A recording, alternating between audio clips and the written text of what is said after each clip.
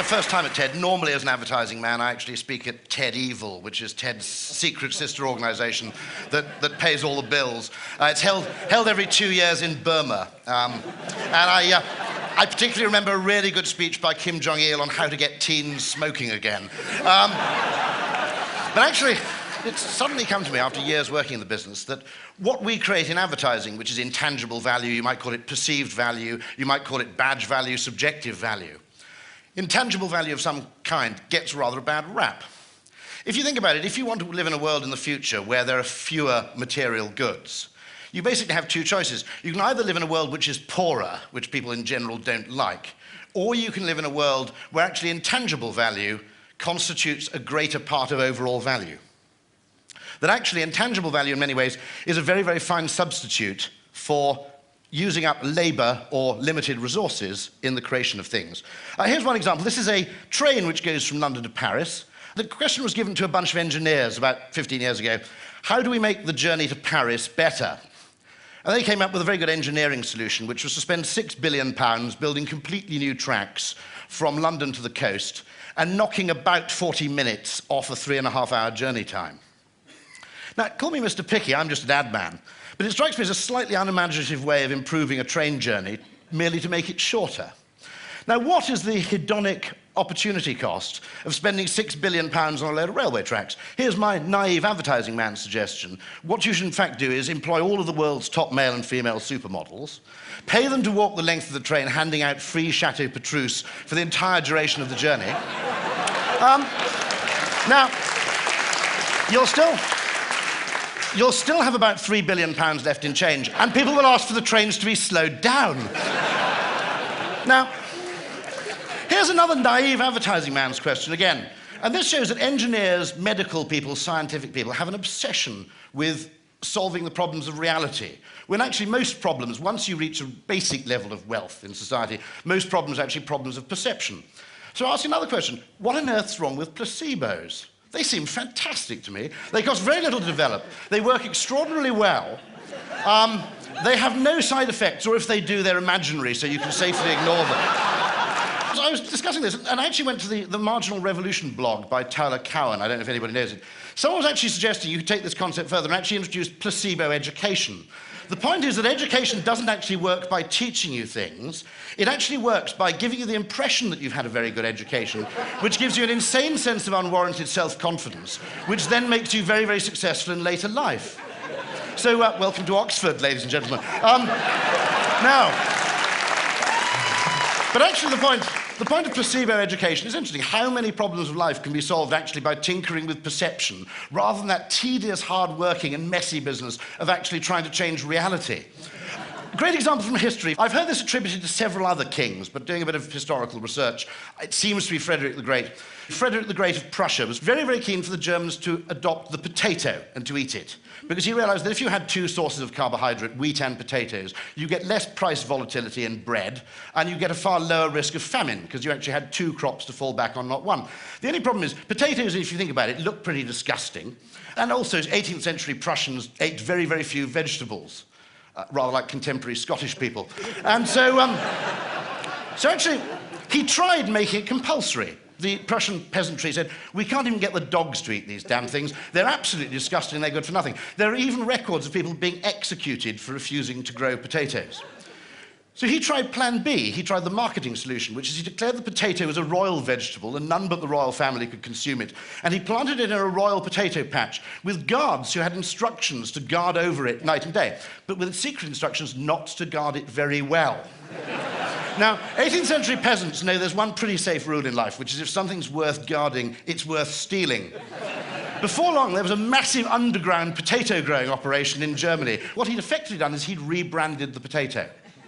It was an absolute masterpiece. I told this story, and a gentleman from Turkey came up to me and said, very, very good marketer, Frederick the Great, but not a patch on Ataturk, he said. Ataturk, rather like Nicolas Sarkozy, was very keen to discourage the wearing of the veil in Turkey to modernize it. Now, boring people would have simply banned the veil, but that would have ended up with a lot of awful kickback and a hell of a lot of resistance. Ataturk was a lateral thinker. He made it compulsory for prostitutes to wear the veil. Now,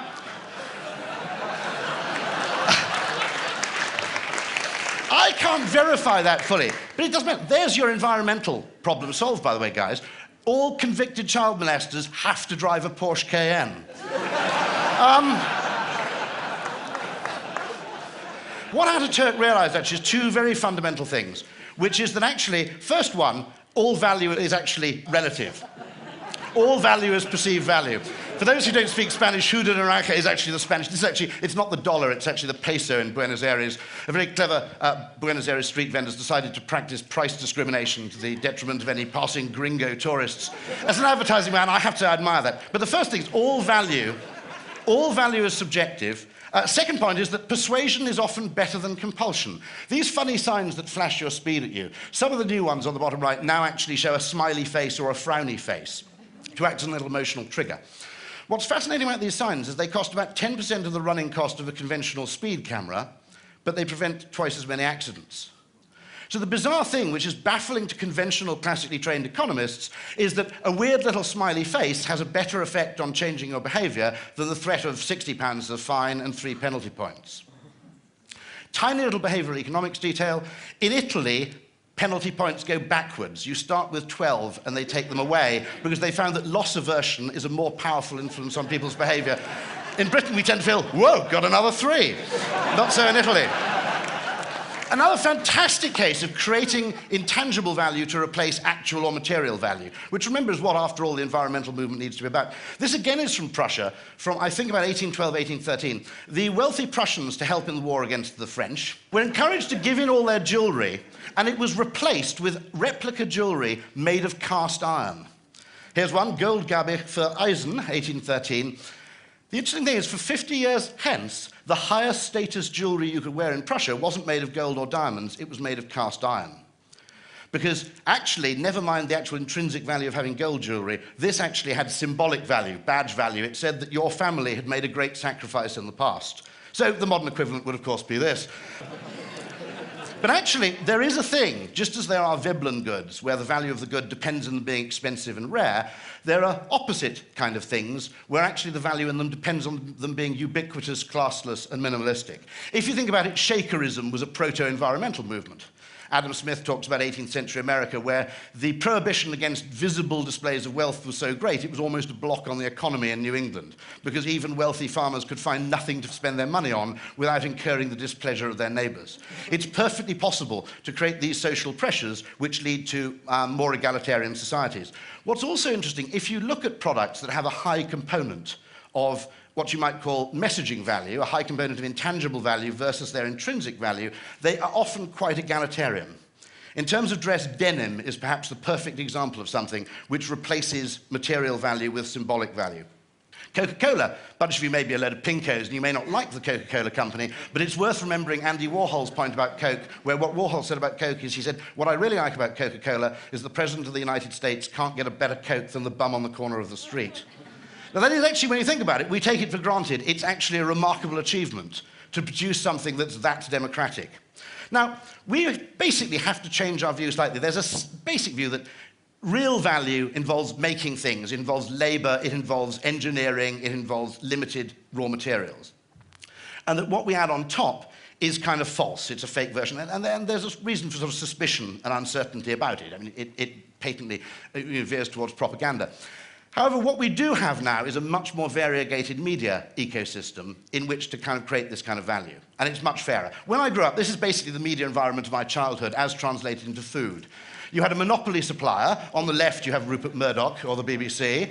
And on your right, you have a dependent public, which is pathetically grateful for anything you give it. Nowadays, the user is actually involved. This is actually what's called, in digital world, user-generated content, although it's called agriculture in the world of food. This is actually called a mashup, where you take content that someone else has produced and you do something new with it. In the world of food, we call it cooking. This is Food 2.0, which is food you produce for the purpose of sharing it with other people. This is mobile food. British are very good at that. Fish and chips and newspaper, the Cornish pasty, the pie, the sandwich. We invented the whole lot of them. We're not very good at food in general, but Italians do great food, but it's not very portable, generally. I only later discovered that the Earl of Sandwich didn't invent the sandwich, he actually invented the toasty, but then the Earl of Toasty would be a ridiculous name, frankly. Finally, we have contextual communication. Now, the reason I show Pernod, it's only one example. Every country has a contextual alcoholic drink. In France, it's Pernod. It tastes great within the borders of that country, but absolute shite if you take it anywhere else. Unicum in Hungary, for example. The Greeks have actually managed to produce something called Retsina, which even tastes shite when you're in Greece.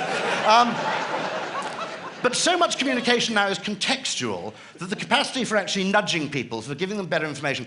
B.J. Fogg at the University of Stanford makes the point that actually the mobile phone he's invented the phrase persuasive technologies. He believes the mobile phone, by being location-specific, contextual, timely, and immediate, is simply the greatest persuasive technology device ever invented. Now, if we have all these tools at our disposal, we simply have to ask the question, and Thaler and Sunstein have, of how we can use these more intelligently. I'll give you one example. If you had a large red button of this kind on the wall of your home, and every time you pressed it, it saved $50 for you, or put $50 into your pension, you would save a lot more. The reason is that the interface fundamentally determines the behavior. Okay? Now, marketing has done a very, very good job of creating opportunities for impulse buying. We've never created the opportunity for impulse saving. If you did this, more people would save more. It's simply a question of changing the interface by which people make decisions, and the very nature of the decisions changes. Obviously, I don't want people to do this, because as an advertising man, I tend to regard saving as just consumerism needlessly postponed. But if anybody did want to do that, that's the kind of thing we need to be thinking about, actually. Fundamental opportunities to change human behavior. Now, I've got an example here from Canada. There was a young intern at Ogilvy, Canada, called Hunter Somerville, who was working in improv in Toronto and got a part-time job in advertising, and was given the job of advertising Shreddies. Now, this is the most perfect case of creating intangible, added value without changing the product in the slightest. Shreddies is a strange, square, whole-grain cereal, only available in New Zealand, Canada, and Britain. It's Kraft's peculiar way of rewarding loyalty to the crown. In working out how you could relaunch Shreddies, he came up with this.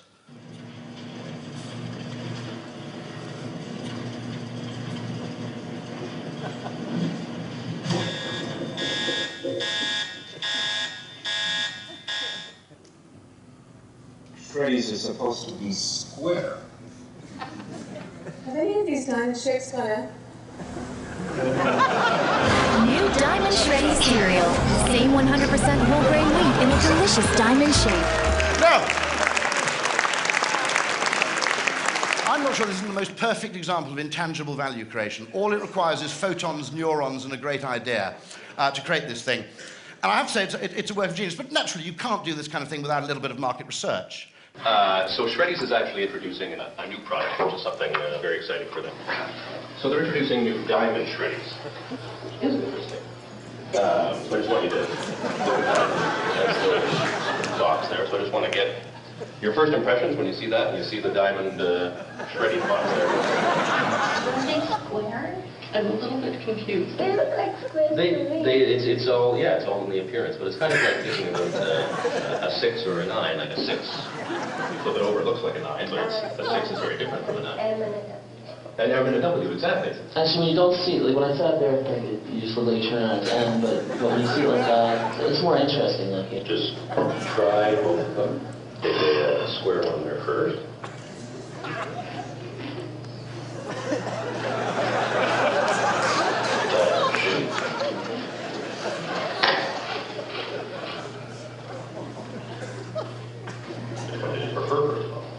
First one. The first one. Now, naturally, actually, debate raged. There were conservative elements in Canada, unsurprisingly, who actually resented this intrusion. So eventually the manufacturers actually arrived at a compromise, which was the combo pack.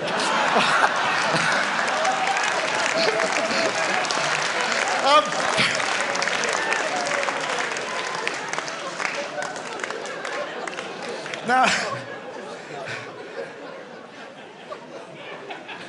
if you think it's funny, bear in mind there's an organization called the American Institute of Wine Economics, which actually does extensive research into perception of things and discovers that except for among perhaps 5 or 10% of the most knowledgeable people, there is no correlation between quality and enjoyment in wine, except when you tell the people how expensive it is, in which case they tend to enjoy the more expensive stuff more. So drink your wine blind in future. But this is both hysterically funny, but I think an important philosophical point, which is going forward, we need more of this kind of value. We need actually spend more time appreciating what already exists and less time agonizing over what else we can do. 2 quotations to more or less end with. One of them is poetry is when you make new things familiar and familiar things new, which isn't a bad definition of what our job is. To help people appreciate what is unfamiliar, but also to gain a greater appreciation and place a far higher value on those things which are already existing.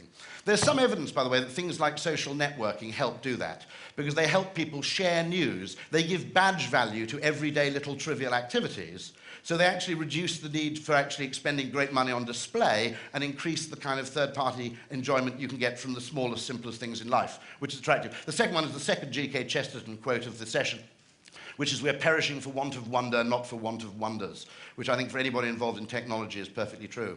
And a final thing, when you place a value on things like health, love, sex, and other things, and learn to place a material value on what you've previously discounted for being merely untangible, a thing not seen, you realize you're much, much wealthier than you ever imagined. So thank you very much indeed.